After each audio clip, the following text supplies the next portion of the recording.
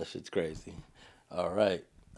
We are live, straight politicking on all you ninjas, and I'm posted up here with Munchie B, the mayor.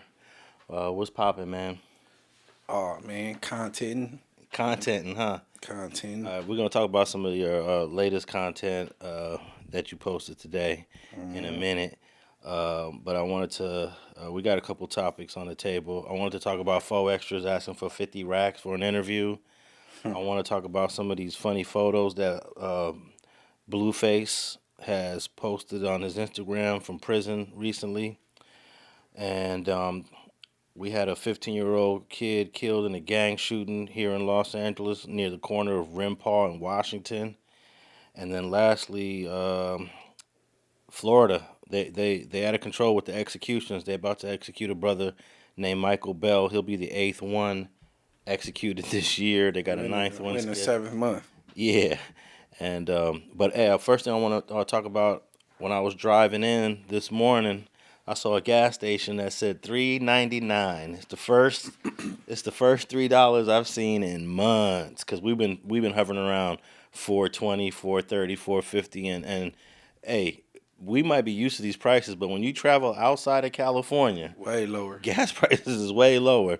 So I've been seeing like $4, between 4.30 and 4.50 for most of the year, the end of 2024 and the beginning of this year. And then I noticed it was dipping down to like 4.19, 4.09, and I saw $3.99. I just wanted to take a picture of it and celebrate it, man, because man, these gas prices are out of control out here in Cali. I know people come on vacation and pull in and they rentals and they be like, damn, they trying to fill up. You know what I'm saying? Yeah, Like California tripping. highest gas prices in the nation. It's because of the taxes. The gas itself is normally priced. We just got to pay way more taxes on our gas than other states do. I mean, if you can make it in California, you can make it anywhere. Yeah, man, for sure. And that's why a lot of people tap out. They move out here from another state. Ooh, I'm going to go out there and chase my dreams. And then a year, 2 years later, they realize, man, this is not working out the way I wanted to. And they go right back to where they came from. What was that saying? They come on vacation, leave on probation. Yeah. You come out here trying to live your life and have to pick up a sack to pay the rent. Or you might end up strung out on some dope on Hollywood. You realize that this is not a place that you can play with. You start to self-medicate, and then you're on the streets. Now it could be downtown L.A. It could be anywhere now, but back in the day, it used to be you went to Hollywood Boulevard and got strung out. Now Hollywood Boulevard is all cleaned up and nice and gentrified, and Shit, I think everywhere cleaned up and gentrified now. that's crazy because, I used to go to Hollywood High, so I used to walk up and down Hollywood Boulevard in the 80s, and that place was a dump, man. It was literally a slum walking up and down Hollywood Boulevard. People strung out, homeless people. You would see people getting high right there on the sidewalk. All the prostitutes was walking the street. All the hoes. There was a little hostro right on Yucca Avenue, which is one block north of Hollywood Boulevard. There used to be a Burger King right on the corner of Highland and Yucca. You go up to the Burger King, it'd be about 3-4 hoes. What part of Hollywood is this? This is the heart of Hollywood. No, like West Side. Well, there's only West Hollywood is a lot of homosexuals. That's what I'm saying. Okay, so you got West Hollywood, which is to the west of the part I'm talking about. Then you just got regular Hollywood. You got North. And then you got East Hollywood. And then North Hollywood is a whole different section. It ain't even connected to this. You got to drive at like 20 minutes to get to North Hollywood. But just the regular Hollywood, man, it's surprising to see all the changes they made to it over the years since, being that I witnessed it firsthand, all the homelessness, all the don't want to say that word. What's the proper word for the transmissions? Transgenders. Transgenders, boy. I used to see transgenders all the time. When I was in high school, I used to slip up, make mistakes, and be like, "Hey, she's so fine," and they used to tap me. "Oh, no, that ain't a woman over there, Alex." So just seeing that every day after school was an experience, and I got to learn about that pretty quickly. Hey, I stand on. Let's just say if a transgender was to get up on a young gentleman and lead a club and give him some head, and he unaware that that's a man, I believe that transgender need to go to jail for rape. because that wasn't consensual. Yeah, and back then that's how they did it. It need to be a name for that. They didn't let you know back then. Because I just learned a term called stealthing. You know what that is? Nah. So if I'm having sex with this girl, and then I slide the condom off and put it back in and don't tell her, at that point she to consent to that. That's called stealthing, and that's a sex crime. That's deep. You know what I mean? Yeah. Like so, like I believe if because I'm not homophobic by far, but I might be a tad bit transphobic, bro, because they getting work done so good, they passing themselves off as women. So, they lucky I'm not the president, put it like that, because they will have an identifying mark, like a barcode on their forehead tatted. You know what I'm saying? Yeah, with technology nowadays, the trans community could look like almost 95% like a woman. The thing that I learned early on to look at to give it away is the hands. And them knuckles. You can't change your hands. They bust them knuckles down. You know, you see a woman. I was at the post office a few years back. Face look like a brick. And met a Latina woman, and we were just chopping it up in the lobby of the post office, and I just looked at the hands, and I was like, oh, wow. His name Albert. This person is a straight tranny. Yep. So, yeah, just look at the hand. Transgender. Transgender. And you can't look at the throat as much as they used to say the throat gives it away. With little everybody don't got a big old, that be more so white people with the big old Adam's apple that be going up and down. Like, you know what I'm saying?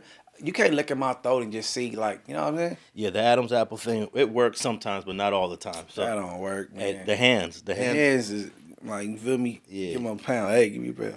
Everything. All right.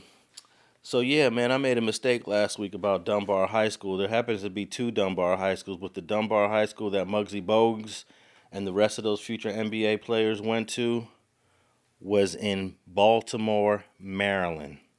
So my bad on that. I think I said it was in Virginia. And I think they said this particular high school is surrounded by a gang of projects. Yeah. And I believe that's why they got so much talent, bro, because, you know, and the talent come from the hood. No, for real. And that's why Pete Carroll is my favorite coach, because when he was coaching at USC, he used to go to the schools itself and walking through them hallways at Crenshaw, at Jordan and Watson. He, you know what I'm saying? He go to the trenches himself. That made me a fan of Coach Carroll, like, off that.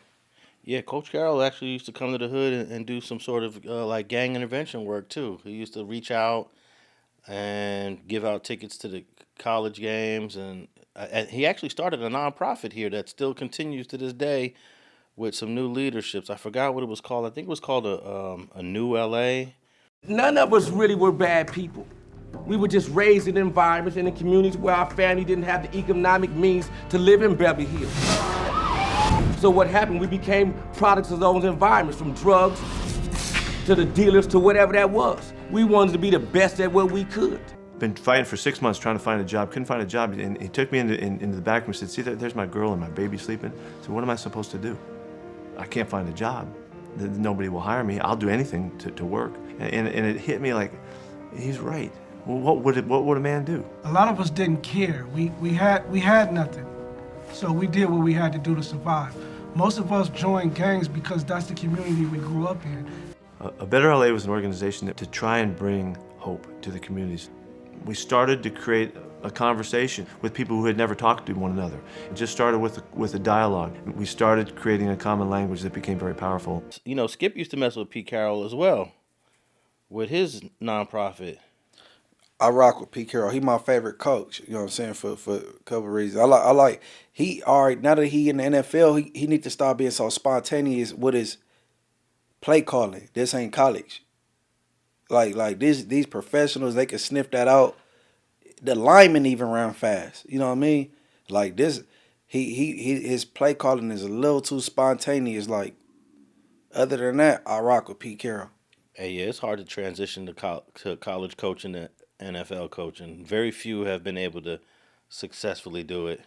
Mm-hmm. There was a dude from the Oklahoma Sooners, a coach many years ago, that transitioned to the NFL, and he did okay. I think the coach of the Dallas Cowboys that won all those titles with What Dion year? Oh, in the I'm '90s. about to say, because Who was the coach of the I think he was a college coach. But yeah, it's a difficult transition because you could run all kind of fancy plays in college that will not work in the yeah, NFL. they don't run options and Yeah. all that in the pros. Like, you feel me? They still reverses and all that, though. No jet sweeps, but. Because I'm a cold football fan. I know football down to the science. That's my sport. You don't remember the coach of the Cowboys? He's still on TV. He's kind of he does a lot of commentary, but he was the one that won all those titles with the Cowboys. I can't remember his name, but I want to know, would that Cowboys team be considered the most talented roster in NFL history? one of them for sure. I You mean, had Troy Aikman. You had Emmitt Smith. You had Michael Irvin. You had Deion Sanders. Come on, I'm missing one more. It was another receiver on the other side of him. Man, they had a cold squad, bro. Jimmy Johnson. Jimmy Johnson was the coach of that team.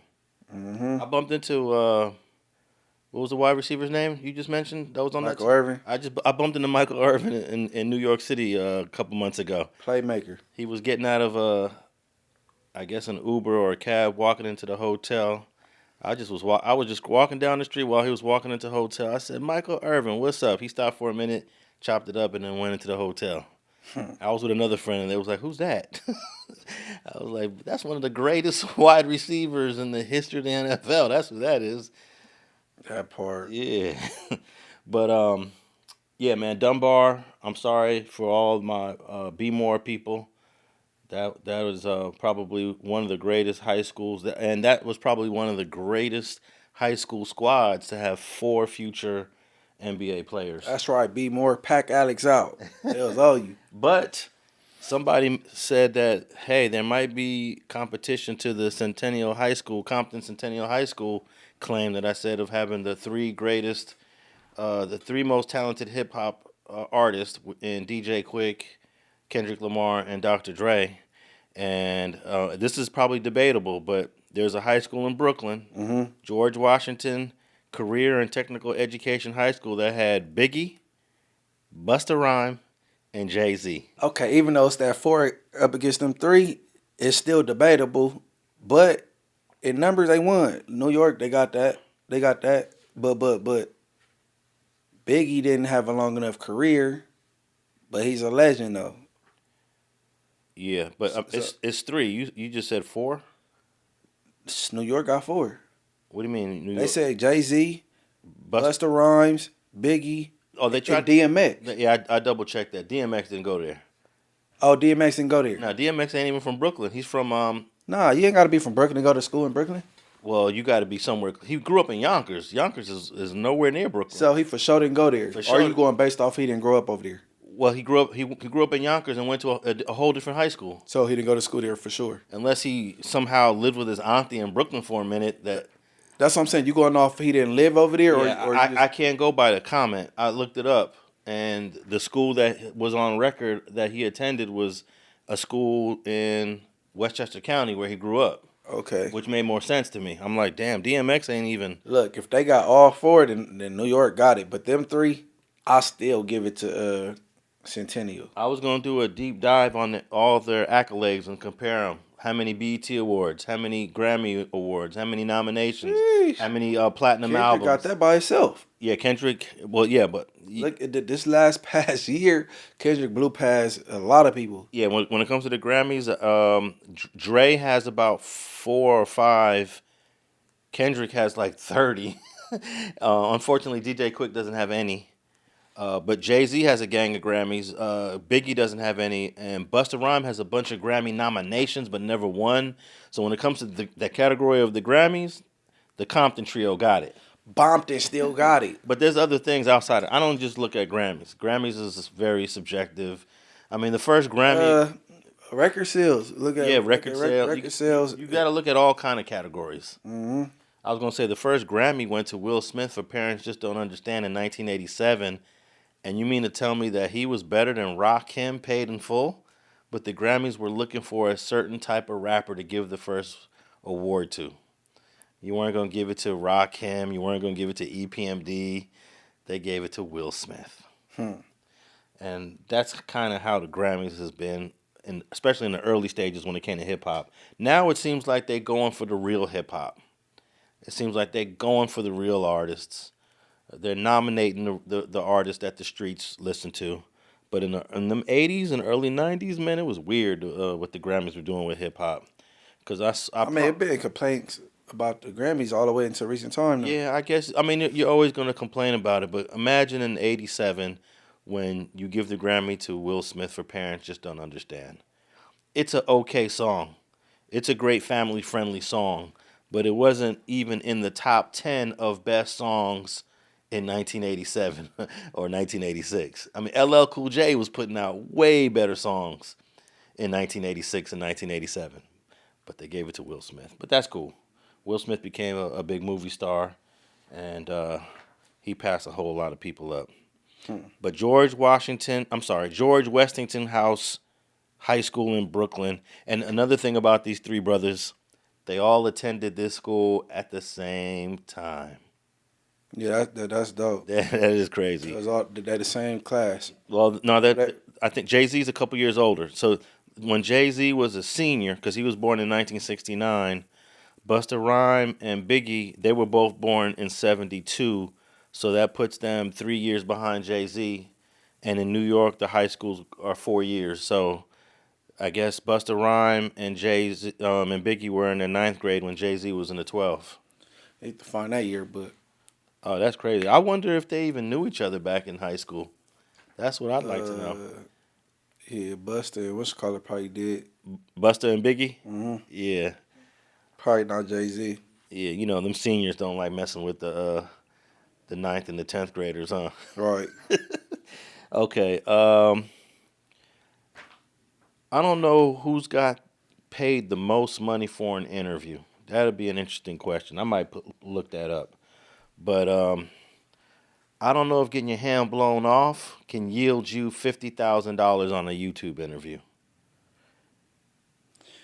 People need to stop. They need to stop listening to the wrong people.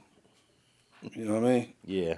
Like that. Some he was ill advised. Like to even go searching for an interview for 50,000. That was dumb. You know what I'm saying? And for those who don't know, we're talking about Fo Extra, who recently lost his hand on July 4th. I'm not even certain if he really did lose his hand. I noticed it was in a cast, and the cast looked like it had some extensions to it, like a finger extension.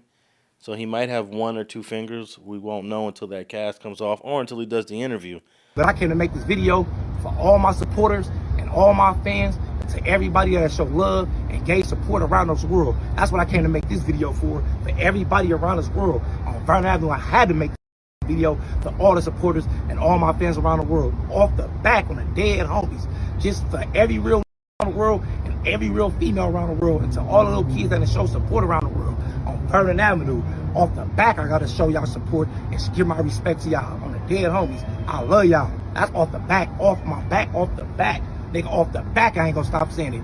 But on July 4th, he blew up an M80, lost something, and now that he's back. He wants $50,000. Not gonna happen. Adam's definitely not gonna pay that. Not gonna happen. Vlad would be an idiot if he would pay $50,000 for any interview. It's just you don't make that back, even if you go. Vlad, he already hit Vlad. Vlad said he didn't even bother to counter that. You know how many views you'd have to get to even break even? But what would make a person think that warrants 50,000 because of a lighter, a hand, and the M80? Like what? Like you have to really give me some tears, bro. I need a Gil King interview. I need this to be emotional, and I need you to express you feel for your homie that was injured also. And you want him to get back. I need to see another side. This interview will have to be even then, 50,000 ain't gonna happen. But like, I don't get it. Well, let me give you a list of some payments that went to interviews over the years. Tonya Harding, She was the ice skater that got into a little scuffle with her number one competition. Hired somebody to like break her leg so she couldn't compete in the Olympics against her because she was good. I think the other girl's name was Nancy Kerrigan. They all end up getting arrested. In 1994, Inside Edition paid $600,000 for a Tonya Harding interview. Woo, 600,000. 600,000. That's cold. The National Enquirer offered $1 million to interview O.J. Simpson's friend, I guess A.C. Collins, before his trial, but it never happened. Jennifer Lopez and Mark Anthony earned $6 million for releasing pictures of their twin babies to People magazine. Who did? Jennifer Lopez and Mark Anthony, when they had their twins. They earned that? They got paid $6 million to give them the rights to post the photos in their magazine. Brad Pitt and Angelina Jolie got $4.1 million for their baby rights in 2006. So we talking about celebrities. And then Princess Diana, before she died in 1997, she got $1 million for an interview with the BBC. We talking about A-listers. Yeah. I remember also, remember the Octomom? I brought this up before. Octomom, Dr. Phil paid her 200 racks to come on the show. And he denied it, but he did it. I mean, you think he made that back? Oh, yeah, they make it back because the sponsors on those TV shows, they pay hundreds of thousands of dollars for those commercials to drop. And you'd have to have, like, you know, a Dr. Phil type show or, like, some of these other People magazine. When magazines were big, you know, it's half the magazines advertising. You know, you flip through the magazine, they're all paying, you know, 50 racks for a page spread in a magazine. So, yeah, they make it back. Man, I used to be in jail. I used to read the magazines. I used to read everything in the magazine, even the advertisement. Like, when I had nothing else to read, Yeah. I read everything, the advertisements, all the shit. It was crazy. Yeah, I used to do that when I was a kid. Just like be bored. Let me flip through the Sports Illustrated sports magazine and read everything. And then a lot of the ads are like, order such and such. If you want to order this or order that. I used to ask my pops, hey, I want to order this. And my pops used to be like, Hell no. Hell no. What the fuck you talking about? You want to order that? And then the hip-hop magazine, most of the ads be male enhancements. I noticed. Yeah, I saved a bunch of old hip hop magazines from the 90s. I got all the old Source magazines. A lot of the ads were like clothing, like FUBU and clothes that aren't even hitting anymore. But 50,000 for a YouTube interview, it ain't gonna happen. No. It ain't gonna happen. Man, who advising this dude, bro? And then, like, okay, I'm not even when I said what I said over there on No Jumper, I wasn't being funny. I'm like, I was just trying to, for clarity, I'm like, so Lupe is his manager, right? He's like, yeah. I'm like, oh, okay. They're like, why? And not, because I don't talk about, like, the special people, but the girls, is she special? Like, she's not up to par. Like, she's delayed. You know what I'm saying? You talking about Lupe? Right. Okay. Bro, I can identify because my mom work with them type of people. You know what I'm saying? I'm like, okay, the girl's slow. So I'm like, why is she managing anybody?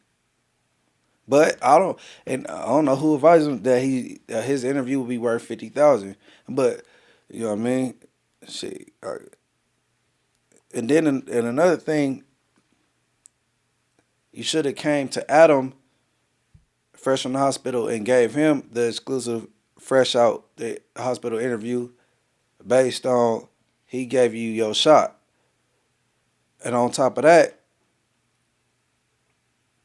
everybody at No Jumper could do content on their own except for him. I could go and do my own content. Lush could go do his own content. Young Ant Hefe could do his own content. Brick Baby, Free Brick, he could do his own content. He's not able to do that on his own, so he kind of like need the machine. You know what I mean? So I don't know why, you know. But some people they mistake a viral moment for other things. You know what I mean? People don't let future people doing content. Don't let going viral pump your head up and you think you bigger than what you are, and then, you know what I'm saying, just use that viral moment and you know what I'm saying, and shit. Well, he definitely thinks he's Denzel Washington. bigger than No, Denzel. for real.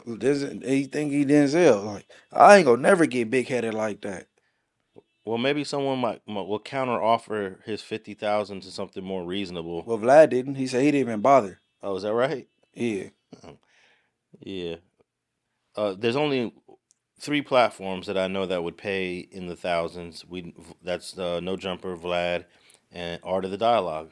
Oh, and I think Sean Cotton from Say Cheese be dropping a few racks here and there. Yeah, that's 4. Yep. There's 4 platforms right there. We know that pay.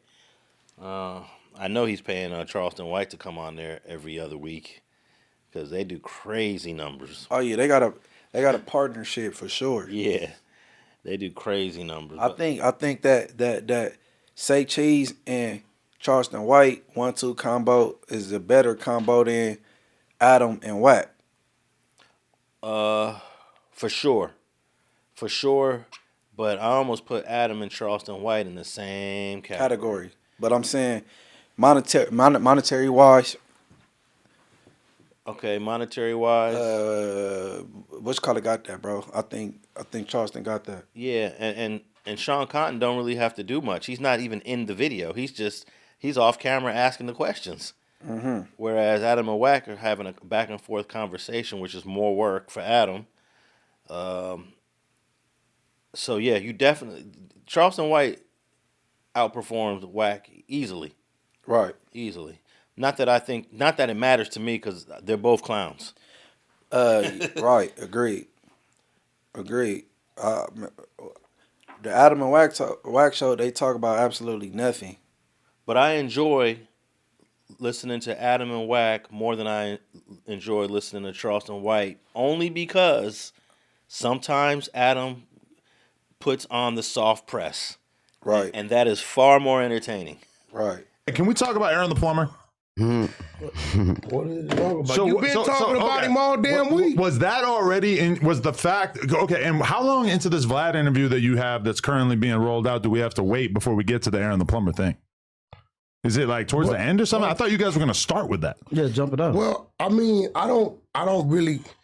I talked to Aaron after that, and describe his paperwork for us. And did I don't know nothing about that. Oh, now you're trying to act like you don't care. Oh, yeah, that clip it. Wait. I just had a realization. Vlad told Vlad to take it out of the interview. I didn't tell Vlad. Oh, you so did. Because the first clip is them talking about Aaron the Plumber, so I'm 100% thinking that clip number 2 is going to be where they air out the paperwork. When I asked Aaron the Plumber why he didn't go, he said he didn't have no clothes, he lost his clothes, so on and so forth, right? But I think what happened, he started letting people get in his head about what he shouldn't go do. You know what I'm saying? I'm like, bro, you negotiated, he flew you out, that would have been a good look for you. These other people, they probably never got an invite to Vlad. Right. You get what I'm saying? So he's like, Wack, Cass kept telling me I shouldn't do it. I shouldn't do it. I said, the truth comes out. You shouldn't have listened to it. He said, you know, he lost his clothes, so he didn't have his clothes. He upset. He said he a couple grand of clothes in his bag or whatever. And I think the nigga was just frustrated, and he might have been by himself. So you told Vlad not to put that clip out. Put what clip out? The clip of you guys talking about Aaron the Plumber's paperwork, which I already know that you talked about on that episode. Yeah, Adam don't let Wack slide on everything. Yeah. Yeah, I'll get after Adam. He's been doing that a lot more lately. Nah, you just starting to notice it, bro. I've been pointing it out. Well, I pointed it out a couple months ago, and you didn't really pay me no attention. You know. But they've been doing this show for about 2 years, right? Mm-hmm. I don't think in the first 6 months, Adam was putting the soft press on him. But like Adam said, he tired of the old same truck driving story, the Al Bundy shit. You hear me? Did you hear the one where Adam was going through the comments and he was like, "Hey, Wack, people ain't believing you no more. Lie. They're calling you a liar." Lie. We're just going to look at random comments. I haven't. Okay. I'm going to read these. If Wack talking, he lying. That's simple. What I'm lying about? You got to tell me that. I'm not gonna You should acknowledge have this that one. call in. Like, listen, we should do a call in what I'm lying about. Okay. Every time they tell me I'm lying about something, I show them the shit. I'm gonna ignore all the ones about me. Right, I woke ignore up the one quick at about noon. Just thought that Wack had to be lying soon. Hey, what am I lying about? Let's see how many times the Wack turns the focus on him and mentions his girlfriend. Bro, they can listen. I'm 30 seconds in and Wack lying. What I was lying It about? just feels like there's been a little bit of a shift in public opinion where they all think you're a liar. Like so many of these comments are about that. Now, granted, a lot of the comments are about me saying that I'm basically like deflecting and not taking responsibility for what happened between Uncle and 4Extra, which is obviously not true. But I think a lot of the comments about you have some validity. What? You said I'm lying about what? Wack is so biased. You don't even be saying none because he rides so hard for his side, which is great. But when you're on a podcast, it's kind of lame. What side are they talking about? Wack got an F in the Bloods report card. I did see that. I wasn't going to bring that up. I'm glad. LAPD, gang unit, please pay attention to that F on the blood report card. That just means you're a bad blood. Doesn't mean you're not blood. That was done by a non-gang member. Okay. The fuck out of here. Whoever did that report card, I guarantee if they were standing in front of me, I'd slap the shit out of him and he wouldn't do nothing. Wack's kryptonite is telling the truth. Wack's what?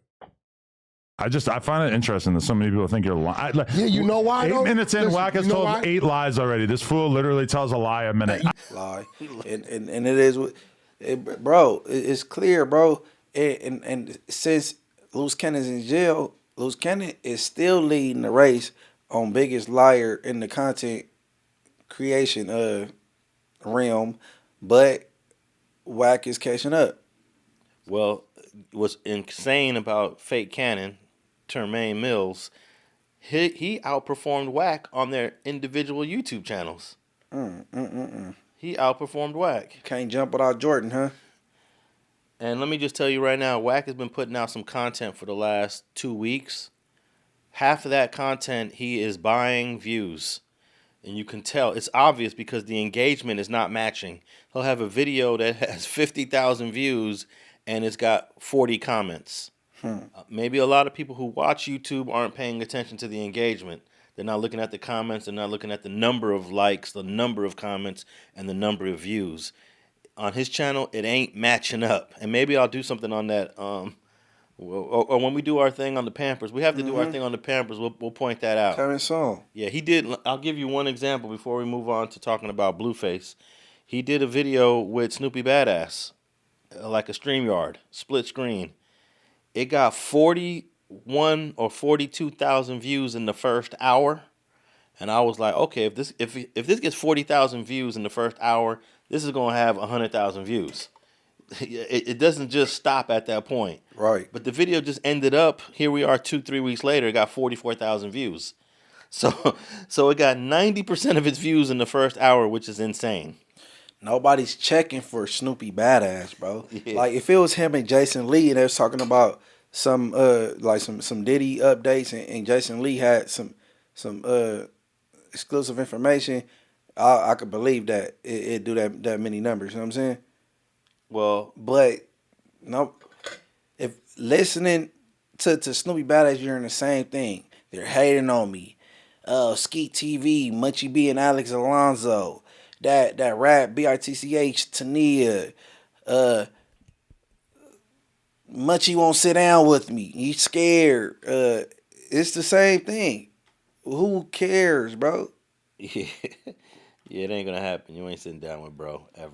Oh no, man! Come on, brother. Hey, look. All right, and I'm gonna put this out there, bro. No Jumper is not the place to meet up and do any rah anything, bro. I don't want any smoke at No Jumper, bro. None. I mean, if y'all supposed to be gang members or street people, y'all could contact the necessary people and people could get a mutual spot or whatever, like thumb wrestle, talk, or whatever.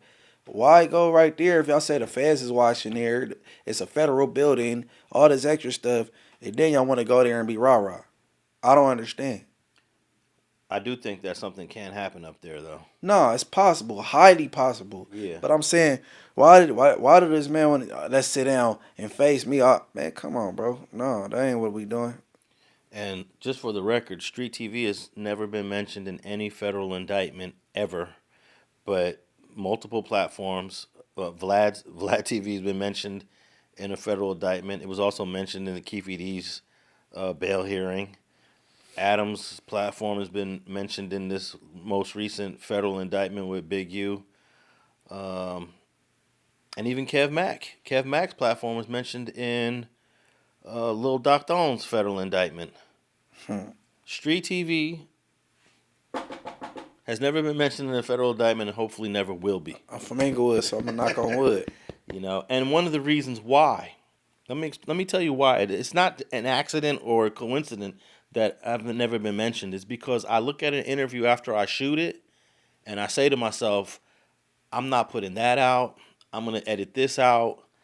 I'm chopping this up because I don't put the whole interview out in many instances because I know that the feds are watching. I know the police are watching, and I know certain things that certain people say, even though that's their responsibility, Munchie. They're grown men that say the things they want to say. I still review it and say, that's a little too much. Right. And I did that. I did that once with Big Stretch from Fruittown Brim. Bro hit me up. It was 6 months after the interview. Bro hit me up. And that interview still struck nerves. Yeah, bro hit me up six months later. Said, "Hey, Alex, why you ain't put that out?" I said, "Bro, you was smoking a blunt." This is exactly what I told him. I said, "You was smoking a blunt. You was feeling yourself, and I really don't think you want that out there." He was like, "Nah, I want that out there." Man, Big Stretch standing on business, and bro. Then I told Big Stretch, I said, "You need to come over here, watch it, and then sign off on this because once you watch it, you might not want to see it." So he came over. He didn't want to sit down. He's standing the whole time watching it on the monitor. As soon as it's over, he said, "Post it." Hey, nah, Big Stretch standing on what he talking about. Yeah, so you gotta respect it. Hey, but that was an example of me trying to protect Big Stretch because I thought it was too much information. You don't really talk about prison politics on these interviews. He felt like he wanted to. Hey, he's been to a level 4 prison. He's done time. If anyone's gonna speak on it, he is one that can speak on it. And once he came over 6 months later, signed off, and then said post it, I was like, all right. And it still struck a nerve, as you said. Shout out Big Stretch though. I respect that he stand on business and what he talking about. I got so many calls on that. But see, hold on. See, how many people hit you back and say, "Hey, could you edit this out?" Man, Lil Stretch from Fruittown Brim hit me up and asked me to take it down.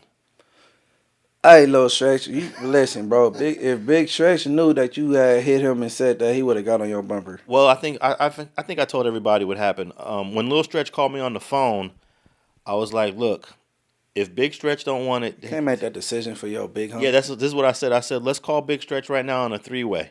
He didn't want to do it. He said, no, never mind. Because he gonna say keep it up. I was like, well then, how do I look taking something down that Big Stretch wants up because you said you want it down? Right. And I don't know if Big Stretch even knows how much heat I had to take for that interview. But, people want to blame me. Don't blame me. Blame the person that said it. So, but ultimately, there's a lot of stuff I have on my hard drives that have never been posted. I do believe some of the things that some people said could get them in trouble, could get them investigated, could possibly end up in an indictment. And I'm proud to say, so far, I've never been in an indictment, and that's because of the work I do when I'm editing. Although, you do got one regret. You share with me. Oh, you're talking about, let me see if I remember this one. Another Fruittown Brim. G-Active. My boy. One thing that I never do again is allow people to show weapons on camera. That interview was done almost 20 years ago. And he was being himself, though. Yeah, he was. That's him. Yeah. You know how people do it for the cameras? No, G-Active, no. That's my boy. I shot that in 2007. He ended up going to jail for a domestic violence case and for another shooting. I mean, he had a lot of stuff that he was fighting and facing. I don't think the interview did any damage to the charges that he ended up facing after. I hardly doubt that came up in this case or whatever. But yeah, that's how many times people. I got a video I did in the Millers back in like 2009 or 10. They showing me rifles. They pulling out all kind of guns. It never made it to YouTube after that. I wonder was that little bitch over there from Miller? Yeah, GB.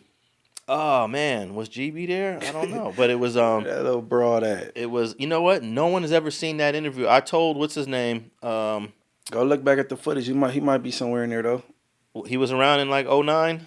Yeah, I believe he been from Millis. He talk like it. You know what I mean? If he ain't, he a late bloomer. I believe he was around. I told I don't know that Buster from the streets. I don't know him. I told dude from Miller I was gonna post that. He's always with RJ. Oh, no good. Low no. Baby, he goes by Baby Nosta, or That's no, Lil No. he just goes by No. Yeah. Yeah, low no. I got Lil No. 2008 maybe. It's never been seen. The reason why I never posted it was because it was for an A&E project that I was working on back then, and I thought it was gonna be a real show that ended up never airing. I was so upset. Shout out Nosta, man. He be moving around with RJ and he doing his own rap thing. Yeah, I got a dope interview with Nosta and his friend J Rock, and then a whole bunch of other Millers that were in the background. And I didn't even know these dudes. You know, this is the way I used to do interviews back then. I drive around different hoods. I was going down 120th where the apartments was at in the Millers. I saw about 5-6 Millers post. I knew they was from Miller. And I just pulled over, jumped out the car, went up to them, had a conversation. I said, hey, I got a camera in my car. This is crazy, but this is the way I used to do it. I was like, hey, I got a camera in my car. I'd love to interview you brothers, for a project I'm working on. And they was with it. They were just like, oh, yeah, for sure. Most of the time, it don't work. That shit don't work. But that day, it worked. And I got a great interview with them. Shout out to Eastside Millis. Yeah. Unfortunately, I don't think they posted up in them apartments anymore. With the Village? It was called, I forget the Village. It's another name to it. But Village. The Villas? Mm-hmm. Yeah, I don't think they'd be posted up there anymore, but this was 20 years ago. But yeah, I regret showing G Active with that pistol. I didn't even know he had a pistol on him at the time. He whipped that thing out. Yeah, he whipped it out. I think there's a part where I say, hey, be careful without pointing it to me. Talk about it, just don't point it at me. Yeah. Free him, man. That's my boy. Yeah, and I was on this YouTuber's head a couple years ago because all he did was interview brothers showing guns, and I was like, this is not a good look. Why do you do this? And his thing was, well, they want to show it, so I'm gonna show it. And he would get like 150,000 views per video. I don't know if you remember the Miko Worldwide dude. Mm-hmm. That's all he did. Like he showed dope, pounds of drugs, guns. And I'm like, why are they showing this dude all of this stuff? Don't they know they're going to jail? Yeah, that ain't his fault. They ain't his fault at all though. That's the dudes getting interviewed. That ain't his fault at all. But if people start to get indicted, you're gonna get criticized for it. That's them dudes, bro. Why y'all whipping out drugs and guns? Yeah, well, he got a lot of views off of that, and then eventually he fell off. All right, Blueface, man, he just posted some photos to his Instagram page, and they kind of look, I don't know, what's the best way to describe how they look? They don't look favorable. How about that? They don't look too favorable. And I don't know who's doing his Instagram page, but again, back to I wouldn't show the guns, I wouldn't show the dope. I would have said, Blueface, I don't feel comfortable about showing these photos of you. I don't think it's a good look. Elaborate. I mean, what's wrong? Okay, well, one of the pictures, he's got his arms crossed, and he's standing next to another brother who's got a very smile smirk. I want to say he's got a little bit of feminine energy, and it's not the type of picture I want to take with another dude. In fact, I wouldn't say he's low-key smiling in the photo, and in all the times I've looked at prison photos, oh, man, I don't think I've ever seen a dude smile in a prison photo. So this the first time you ever seen the dude taking a prison flick cheesing? Well, he's not cheesing, but he's got like a smirk. A smile. Like you can't see his teeth. He's got like a happy smirk. Like I'm standing with Blueface. Like, yeah, I'm here with Blueface. And Blueface is mean mugging in the picture, with his lokes on. So that I don't know. That wasn't a good look. And then there's another picture. He posted 4 of them, or his folks posted 4 of them. And then there's another picture where the pose just looks funny. He's got on I guess the light blue jailhouse shirt, and he's got his arms crossed, and he's got his head tilted, and he's kind of looking at the camera sideways. It's just a weird pose. It's just a weird pose and a weird look. So that sounded like it was one of them off guard photos. Nah, it looked like he posed for this shit, and it's just funny. And let me see. I got an article here. I'm gonna read some of the comments under Blueface's. The article or the comments? Well, I'm gonna read the comments, but before we read the comments, I got an article here. I got an article here from allhiphop.com, and it says Blueface gets roasted online after posting shocking prison pics. That's the title. Isn't that a crazy title to an article? Shocking. Okay, You so would have thought he did more than take a bad picture. This shit's shocking. let me see what London Jen, the writer for this article, wrote. Blueface stirred up Instagram with new prison photos as rumors of his release grow after more than 18 months behind bars. Blueface dropped new photos from behind the bars at Lancaster State Prison on Saturday, and the internet had plenty to say, especially about his face tattoos. Let's see here. The rapper's latest prison snapshots posted on Instagram quickly lit up the comments section with disbelief, jokes, and confusions. One user wrote, "Ninja, look like a school desk." What does that mean? I don't know. Another asked, "Why would he do that to his face?" While a third chimed in, "He definitely be coming home to Krishan. I'm sure she'll be the only one who'd find this attractive now." Oh, look like a school desk because school desk got graffiti on it. Oh, okay. The scribble scrabble. Right.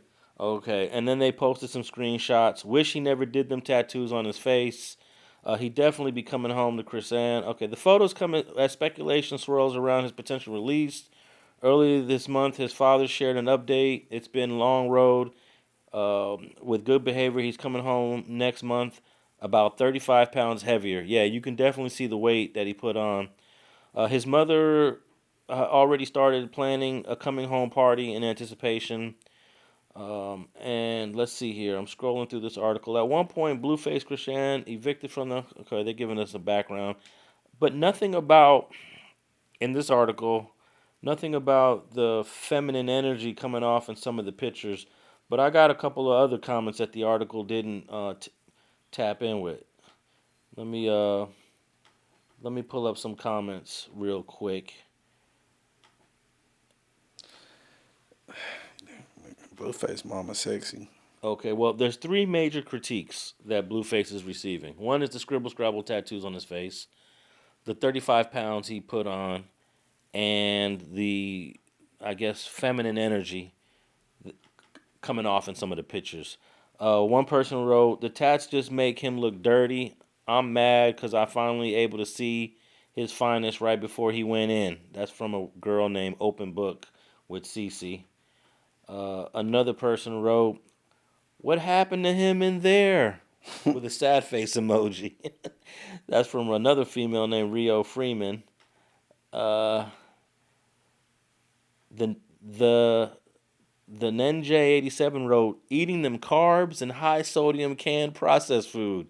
He need to be doing more calisthenics in there so he don't retain the water around his face. Other than that, get out ASAP. I don't wish this on anyone."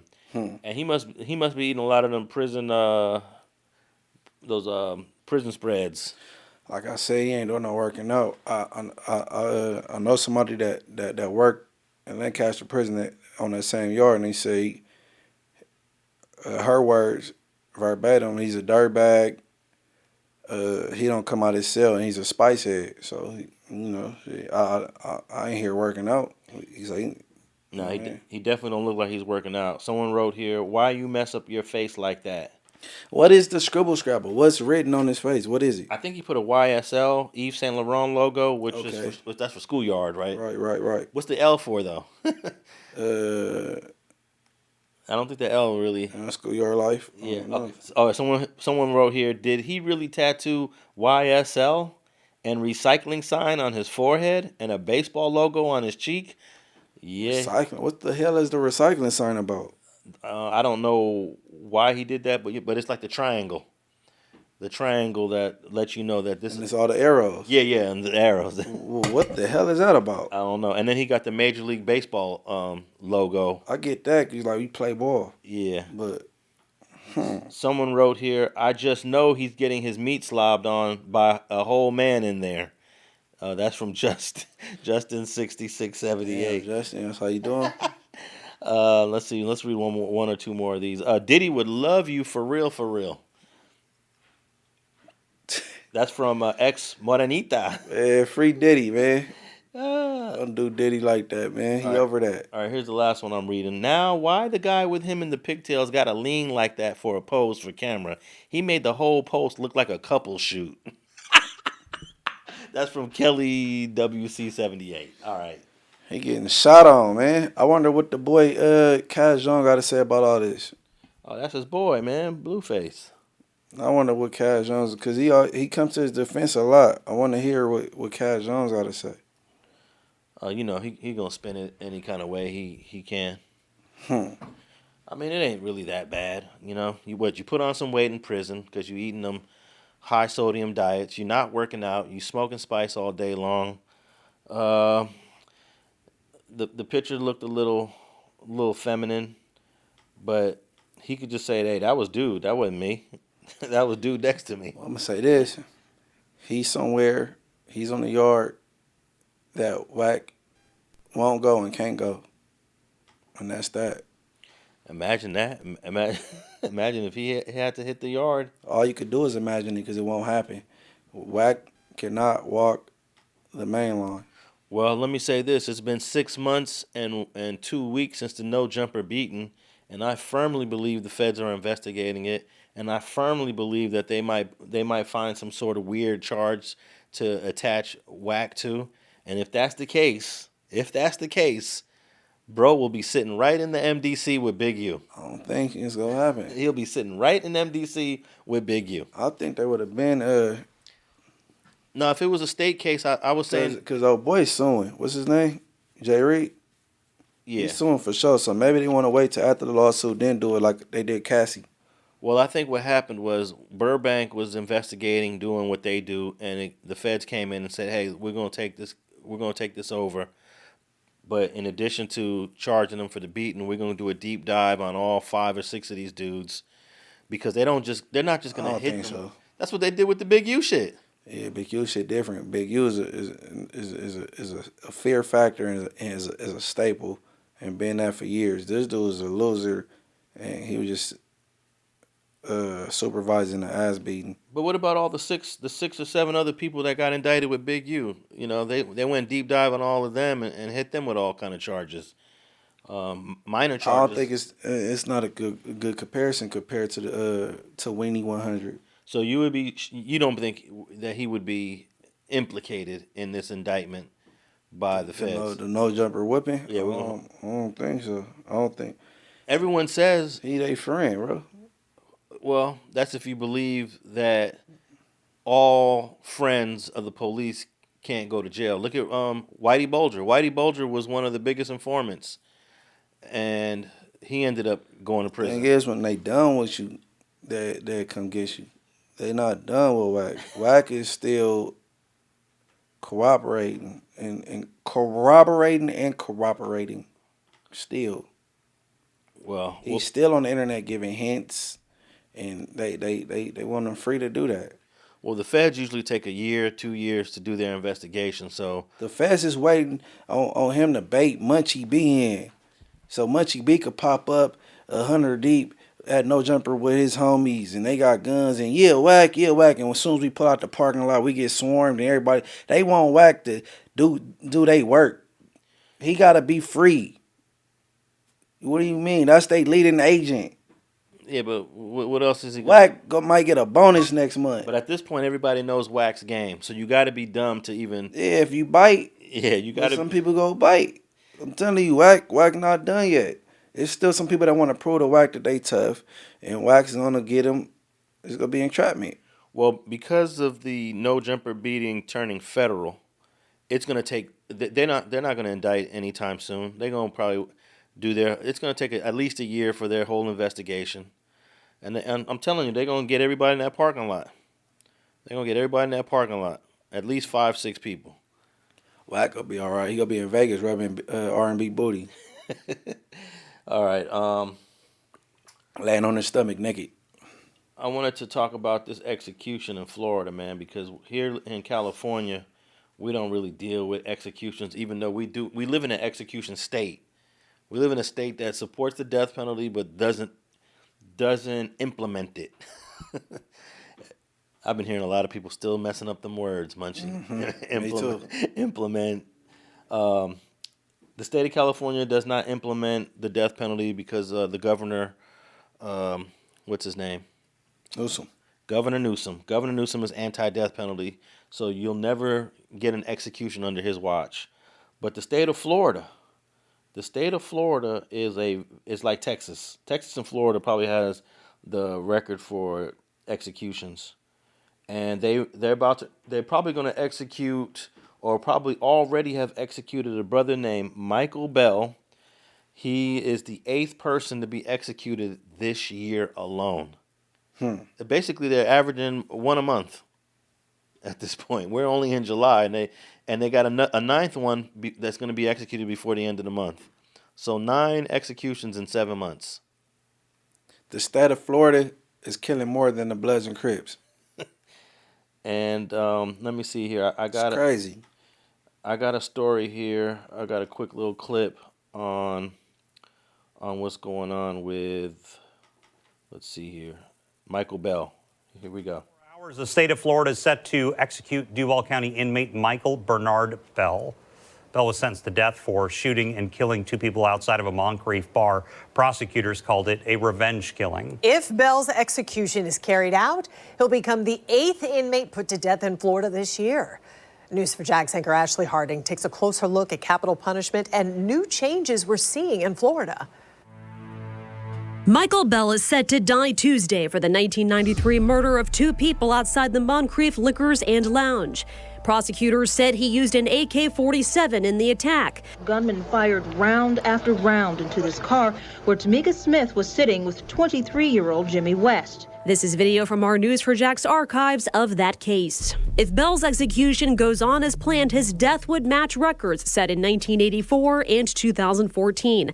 Governor Ron DeSantis has been signing death warrants at a faster rate than previous years. I commend Governor DeSantis for doing that. It's about time, quite frankly. Veteran prosecutor Bernie De La Rianda has handled dozens of death penalty cases. He points to the many years of appeals and delays, but says in his career, victims' families have overwhelmingly been in support.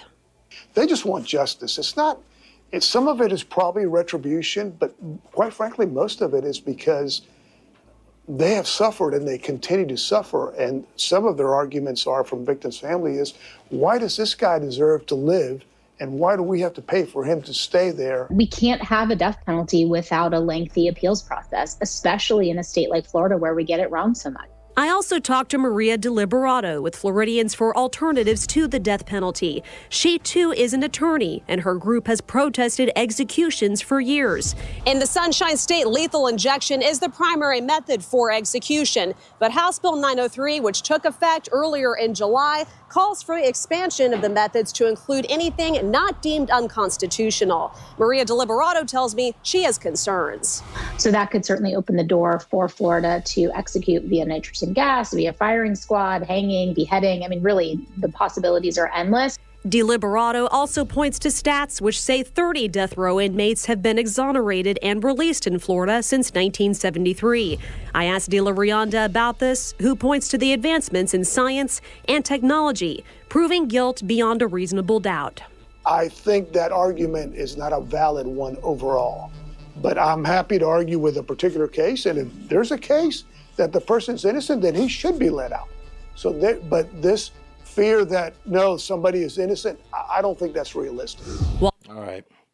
Bro is talking like a prosecutor over there. So imagine, like, having a conversation like, yeah, I'm supposed to die Tuesday. That's crazy. Yeah.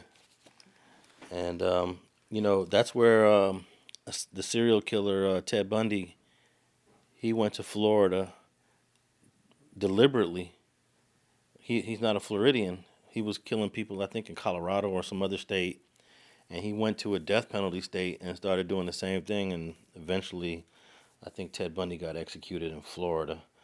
But yeah, Michael Bell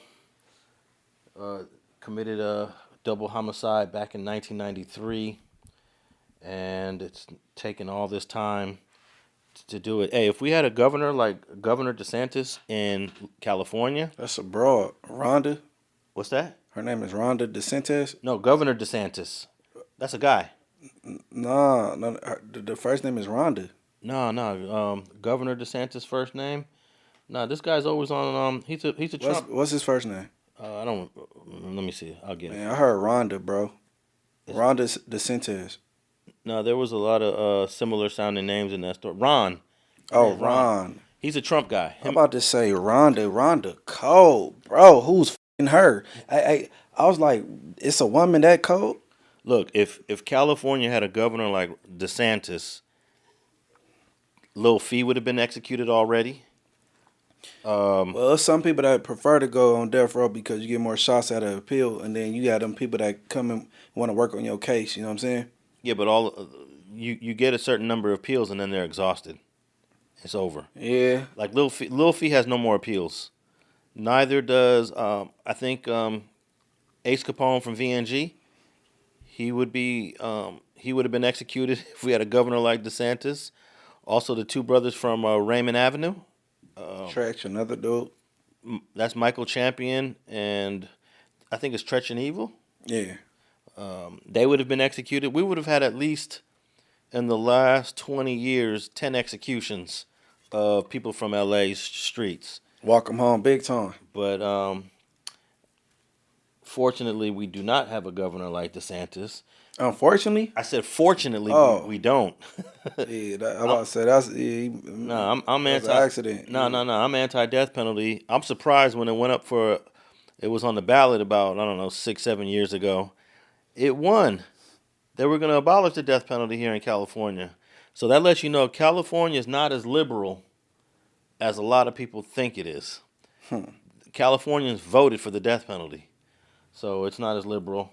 And last thing I wanted to mention, there was a 15-year-old gang member got shot and killed on Rimpaw in Washington the other day.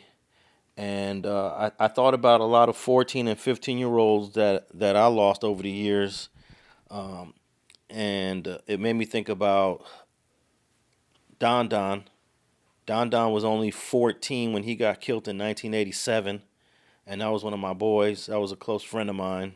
Don Don is the first person in my age that was murdered that I knew. Before that, I didn't know anybody that was murdered that was like close to me. And Don Don was only like 14 or 15. I think it was 14. And that let me know it's real out here in LA when Don Don got smoked. And I'm sure you know a handful of teenagers that lost their lives early in the game. G. Roach from Avenue Pyru died as a teenager. I was in juvenile hall, didn't make it to that funeral. Hershey B. He from Weirdos. He died in the bottoms. He got murdered. Tiny Smiley, me and him, he from the hood. We got the same exact birthday. He died as a teenager. Kenny B. He was killed when I was still in camp. I didn't get to make it to his shit. It's quite a few. John, you know what I mean? John was walking down Crenshaw and got murdered. All teenagers. So, yeah, I got quite a few friends that didn't get to grow up. Yeah, man, that's the unfortunate part of the streets of LA, and just like any other city in the country. I'm appreciative that it doesn't happen as often as it used to, but hey, this story right here that I'm about to read, it shows us that it still happens. This one's titled 15-year-old killed in LA gang shooting. A 15-year-old boy was shot to death in a gang-related attack in Los Angeles, authorities say. A 15-year-old boy was shot to death in a gang-related attack on Sunday. The boy was with a group of people in the area of Washington and Rimpaw when two suspects walked up to them at 10:45 p.m. LAPD media relations says the verbal dispute escalated into a shooting when one of the suspects fired at the boy. Both suspects fled the scene, but police had no description of their vehicle. And that's it. 15-year-old boy. It sounds like everybody knew each other. If you're arguing, and then somebody pulls out a strap, then something escalated. Use words before, because if you're just an op in it and y'all know each other, there's really no talking. Yeah. Go walk up, bang on them, and bust. Yeah, so I don't know how they put in the game. This is crazy. There's no suspects. There's no vehicle description. They don't know anything about it, but they're calling it a gang-related attack. I guess maybe the surviving witnesses must have told the police everything. Right. So had to. Yeah. It sound like they ain't got nothing to go off. Yeah, if you got nothing to go off, how do you call it a gang-related attack? But I guess whoever survived it. And honestly, that's just what they do anyway. Yeah. You know, everything gang related to them. Now, I've heard a lot of conservative people say, well, Alex Alonso, it's 10:45 p.m. It's almost 11. What's this 15-year-old boy doing in the streets in the first place? Where's his parents at? You ever heard that argument? Mm-mm. Yeah, a lot. I mean, what day of the week is it though? This was it said, I think it was a Sunday. Yeah, I mean, you could say that, I guess. Yeah, and that's why I was always hard on my boys, because I already know, between 10 and 2, it goes down. It can go, and let me just say, it can go down at any hour of the day. We know that. Right. But when you look at all of the homicides over the course of several years, that 10 to 2 a.m. period is where a lot of them happen. And this one was 10:45 p.m. It says Saturday, 10:45 Saturday. So that's more reason to be outside at that time. He could have been coming from a party or whatever. Yeah. But rest in peace to him. We ain't got a name or nothing, but rest in peace to him. All right, and lastly, man, you got some new content out. We were just watching the premiere of it. It's doing real good. You're getting some good feedback. You got some good engagement on it. Yeah, everybody tap in to Munchie B, the mayor YouTube channel. I just did surgery on Wack 100 once again. You know what I mean? That dude he go shut up and stop with the blasphemy and slander, untrue content he doing on me, Alex Alonso, and others. Yeah, man, I didn't know I worked for the assistant district attorneys. He likes to bring that up a lot. That's funny. I didn't know you snitched on 3 people either. Oh yeah, that was I snitched on 3. I went to prison, told on 3 people, then got out and started working for the DA's office. Like really, people? Does this even sound logical? And plus, I've never been to prison, so it's just an illogical. This guy is illogical. And I publicly talked about the way I went about how I got shot. It was car-to-car action. Got shot one time and then knocked my lights out. But all of a sudden, he got the story where they hopped out the bushes on me in front of my house and shot me up. I don't know. The dude, I just think he need to go into stage plays, writing stage plays or producing Tubi movies or writing, because he got a wild imagination, man. The dude's a cold liar, man, but whatever, you know. Okay, so the your latest video is called Baby Braids, Cut King Pill Off for Hanging Around Munchie B and Wack 100, Still a... Reject Pyro. Reject Pyro. That's a very, very long title. Yeah. But, hey. I had to fit it all in there, man. Yeah. All right, anything else before we wrap up? Everybody go subscribe, Munchie B the Mayor YouTube channel. You know what I'm saying? I'm getting up there. Help me reach 50, man. I'm at 30 and some change. Help me reach 50K, man. I'm just trying to get up there. You know what I'm saying? 50K subscribers. Hey, help me get up to 600,000 subscribers. I think I just hit 5.25 or 524. Yeah, get me up to 600. Alex Alonso 101. All social media platforms: Twitter, Instagram, YouTube, Spotify, iHeart, and Apple. If you're listening to us on the audio devices, leave us a comment and a review. In fact, you could leave us a question, or you could leave us a fact check if you're listening to us on Apple Music, and I will read those on the next episode. We out.